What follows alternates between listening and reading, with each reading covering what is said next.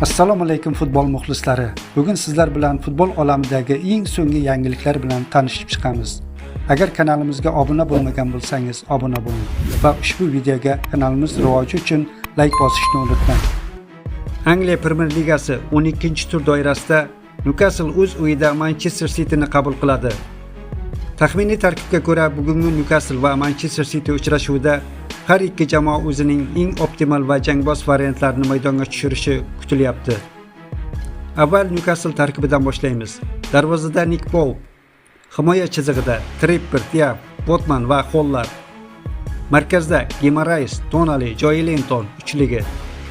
Hujumda esa Barnes va Murphy. Markaziy hujumda Baltimore'lar joy egallagan. Taxminiy tarkibga ko'ra Manchester City bugungi o'yinni Donnarumma bilan boshlaydi. Himoyada Nunes, Rubin, Dias va Gvardiol.